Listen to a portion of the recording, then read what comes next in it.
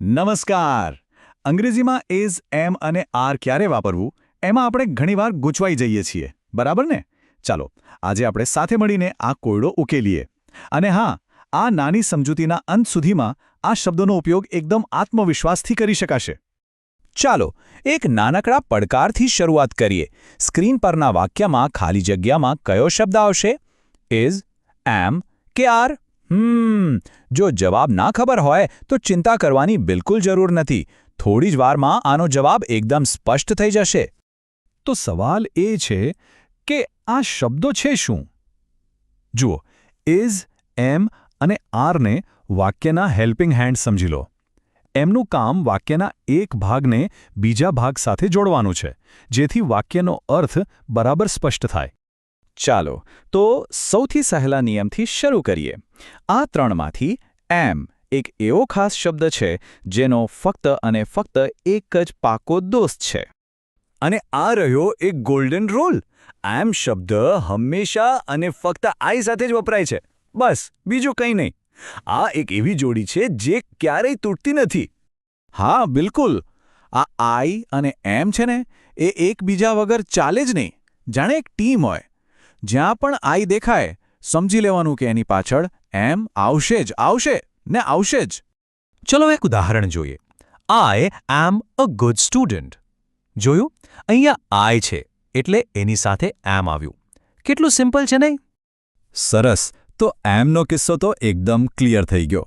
હવે વારો છે આપણા બીજા મિત્ર ઇઝનો. ચાલો જોઈએ કે ઇઝ કોની સાથે દોસ્તી કરે છે. ઇઝનો નિયમ પણ બહુ સહેલો છે. યાદ રાખજો, જ્યારે પણ આપણે કોઈ એક જ વ્યક્તિ કે પછી કોઈ એક જ વસ્તુ વિશે વાત કરતા હોઈએ ને, ત્યારે ઇઝ વાપરવાનું. જેમ કે હી, શી, ઇટ અથવા કોઈ એક નામ. માની લો કે રોહન કે પછી ધ કેટ. આ બધા એક જ છે, એટલે કે સિંગ્યુલર. એટલે એમની સાથે હંમેશા ઇઝ જ વપરાશે. એક ઉદાહરણ જોઈએ. She is happy.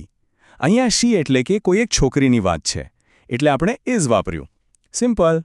ઓકે, તો એમ અને ઇઝ તો સમજાઈ ગયું. હવે રહ્યો આપણો છેલ્લો અને ત્રીજો મિત્ર આર. આરનો ઉપયોગ થોડો અલગ છે. એ ગ્રુપ માટે વપરાય છે. અને હા, એક સ્પેશિયલ કેસ પણ છે. નિયમ એવો છે કે જ્યારે પણ આપણે એકથી વધારે લોકો કે વસ્તુઓ એટલે કે પ્લુરલ વિશે વાત કરીએ ત્યારે આર આવે. અને પેલો સ્પેશિયલ કેસ યાદ છે? એ છે યુ. યુ સાથે હંમેશા આર જ આવે, ભલે આપણે એક જ વ્યક્તિ સાથે વાત કરતા હોઈએ. તો કોની સાથે?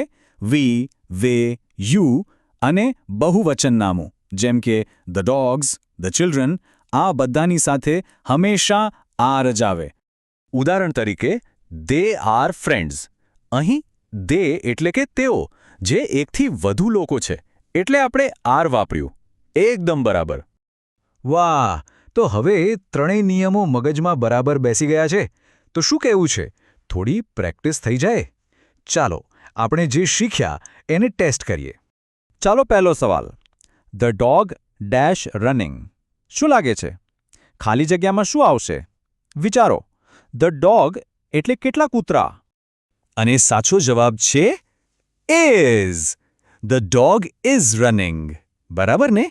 કારણ કે આપણે વાત કરી રહ્યા છીએ ફક્ત એક જ કૂતરાની. બહુ સરસ. ઓકે, બીજો સવાલ. વી ડેશ અ ટીમ. અહીં શું આવશે? ઇઝ, એમ કે આર? એકદમ સાચો જવાબ છે are. We are a team. કારણ કે વી એટલે અમે, એટલે કે એક કરતાં વધુ લોકો. જબરદસ્ત. સારું, પ્રેક્ટિસ તો સરસ થઈ. ચાલો, હવે જતા પહેલા એકવાર ફટાફટ આ બધા નિયમોને ફરીથી યાદ કરી લઈએ. એક નાનકડું રિવિઝન. તો બસ આટલું જ યાદ રાખવાનું છે. આઈનો પાક્કો દોસ્ત છે એમ. કોઈ એક વ્યક્તિ કે વસ્તુ હોય જેમ કે હી, શી, ઇટ, તો એની સાથે આવશે ઇઝ. અને જો એકથી વધારે લોકો કે વસ્તુઓ હોય જેમ કે વી, ધે અથવા પેલો ખાસ શબ્દ યુ, તો એની સાથે હંમેશા આવશે આર. તો યાદ છે પેલો પહેલો સવાલ? હી બ્લેન્ક અ સ્ટુડન્ટ. હવે એનો જવાબ કેટલો સહેલો લાગે છે, ખરું ને? બસ આ જ રીતે થોડી પ્રેક્ટિસ કરતા રહેવાથી આ શબ્દોનો ઉપયોગ એકદમ આસાન બની જશે. શીખતા રહો.